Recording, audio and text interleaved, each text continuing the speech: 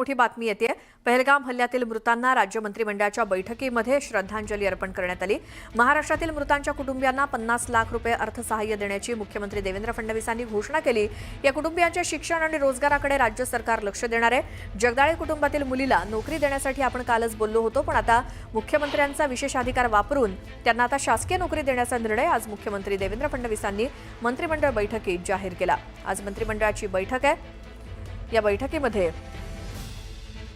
पहलगाम हल्ल्यामध्ये महाराष्ट्रातले जे कोणी मृत्युमुखी पडले त्यांच्या कुटुंबियांना 50 लाख रुपयांची मदत करणार असल्याचं मुख्यमंत्र्यांनी जाहीर केलं आणि या सर्व मृतांना मंत्रिमंडळाच्या बैठकीत श्रद्धांजली अर्पण करण्यात आली।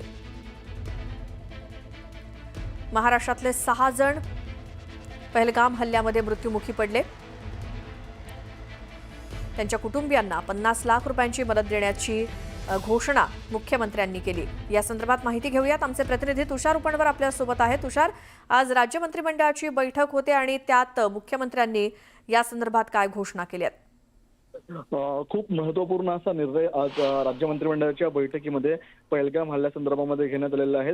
महाराष्ट्रातले जे 6 जणांचा यामध्ये मृत्यू झालेला आहे, दुर्दैवी मृत्यू झालेला आहे, त्यांच्या कुटुंबियांना आपल्याला राज्य सरकार 50 लाख रुपये प्रत्येकी देताना पाहायला मिळणार आहेत।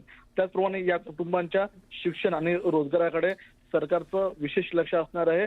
सरकारकडून विशेष लक्ष या कुटुंबियांकडे दिले जाणार आहे। त्याचप्रमाणे जगदाळे कुटुंबियातील मुलीला नोकरी देण्यासाठी कालच आपल्याला मुख्यमंत्री देवेंद्र फडणवीस अजिंक्य पाटील यांच्यासोबत बोललेले आहे। त्यामुळे डीवाय मध्ये आपल्याला जगदाळे कुटुंबियातील मुलीला आपल्याला नोकरी मिळताना पाहायला मिळणार आहे।